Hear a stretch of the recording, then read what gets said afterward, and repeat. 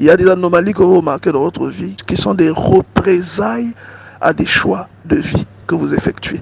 Certaines anomalies que vous voyez dans votre vie ne sont que l'expression du fait que Dieu vous ait tourné le dos. Ministère Bethesda.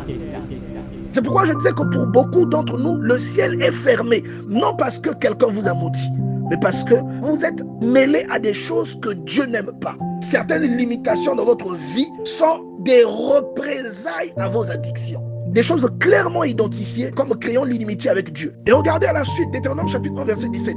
C'est-à-dire, gardez-vous de faire ces choses.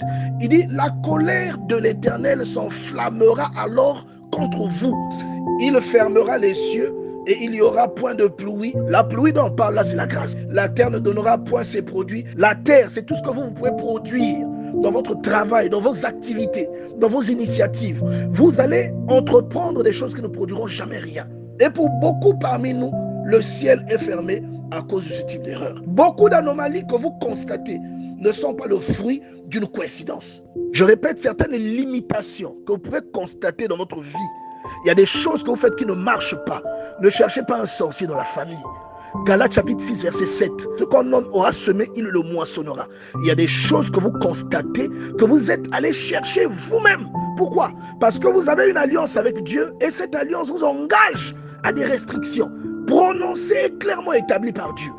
Et si vous n'avez pas conscience de ces restrictions, c'est parce que vous ne lisez pas votre Bible. Mais votre foi vous engage et vous inclut dans ces restrictions-là.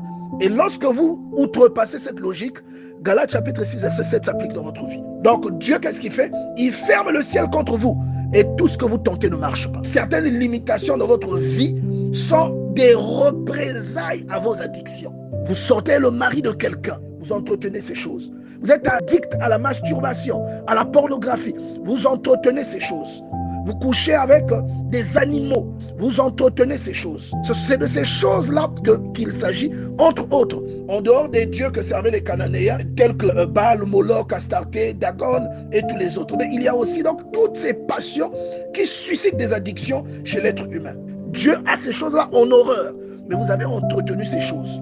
Des passions, des addictions, des choses immorales. Dieu dit que vous ne pouvez pas aimer autre chose que lui. Tout ce que vous avez entendu dire autour des pactes, autour des sacrifices qui enrichissent. Au-delà de l'amour que vous avez pour Dieu, vous ne pouvez pas aimer l'argent plus que Dieu. Vous ne pouvez pas aimer la sexualité plus que Dieu. Vous ne pouvez pas aimer les richesses plus que Dieu. Le succès, la gloire plus que Dieu. Les femmes plus que Dieu. Tout ce que vous voulez. Donc, ces choses-là vous incluent. En fait, ça vous insère dans une logique instaurée par Dieu. Il dit, la colère de l'Éternel s'enflammera alors contre vous. Il fermera les cieux et il n'y aura point de pluie, la terre ne donnera point ses produits et vous périrez promptement dans le pays que l'Éternel vous donne. Et on va dire, c'est comme si vous frappez un coup d'épée dans l'eau. Vous allez entreprendre des choses qui ne produiront jamais rien.